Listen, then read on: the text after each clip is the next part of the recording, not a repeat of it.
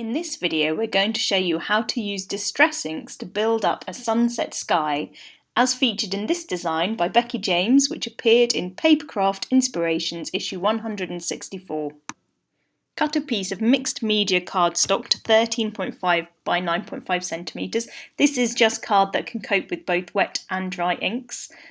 You want to draw a line halfway down, and then we're going to use a small circle die cut, or you could use a circle you've drawn around. We're going to use this as a mask and apply some squeezed lemonade yellow distress ink around the outside. You want to squeeze the edge of some cut and dry foam to help you apply this ink. This just helps soften the lines on your dauber that you're using. So hold the mask in place about at the top half of your card. You want to sort of have it in the middle of that top half of the section. And then using the mixed media pad, you just want to daub the ink around the edge of the circle. We're building up the colours for the sunset gradually from the bottom of the design. So because yellow is the palest colour, we're starting with this. You want to apply the ink sort of starting on the edge of the mask, so you're almost beginning on the edge of the circle mask and then blending outwards from here.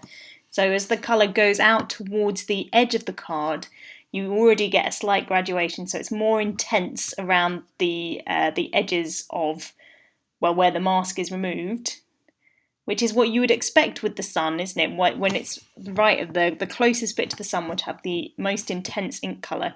So this is the way you want to apply the inks each time. Think about where the light would come from, which would be the darkest, and start there, then blend outwards from there.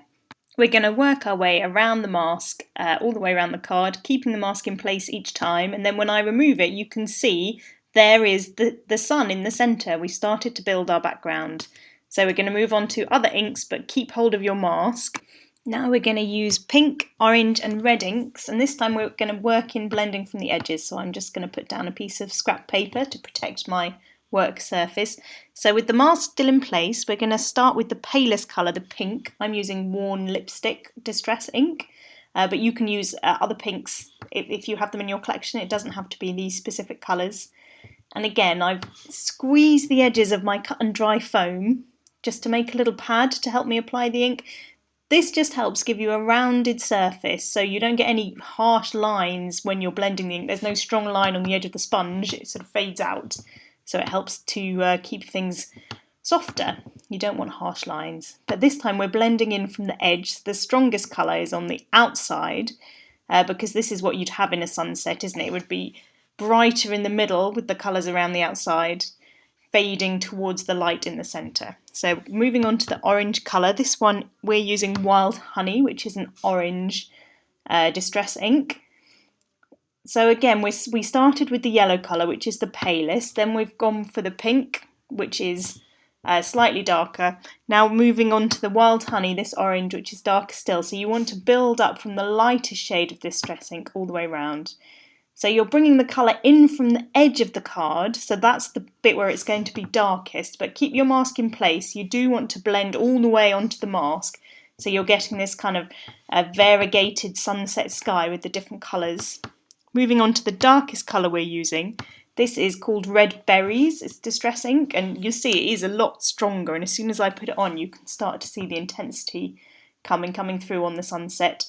So yeah, start from the edge of the paper, or in this case from the bottom where that line is that we drew earlier, the pencil line, and bring the colours all the way in to touch the edge of the mask. You want there to be some inconsistencies here to give you that nice blended colour of ink in the sky. So now if I take the mask away, you can see that area is still clear, but we've got a lovely sunset colours in the background around it. Now we want to use a reverse of the mask, so if you've die cut it, you could just use your die cut trimmings. So it's got the 4 centimetre space in the middle here, which is where we've cut our original mask to use for blending. But this time we're going to protect the sky background and just add a bit of texture to the moon itself. So I'm using Antique Linen Distress ink and choosing one half of the sun. I'm choosing the right hand side. and I'm just blending this stone-coloured ink across half of the circle, kind of smoothing it round a bit, around one side. You don't want to totally cover it, it just adds a little bit of extra dimension and texture onto your sun. We're going to create an ocean below our sunset using some watered down salty ocean blue distress ink.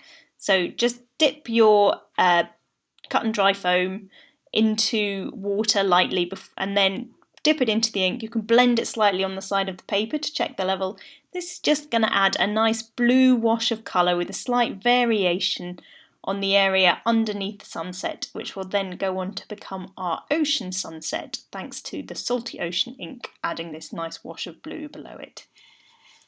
Once this background is dry, you can start to build up your scene by adding foliage, die cuts.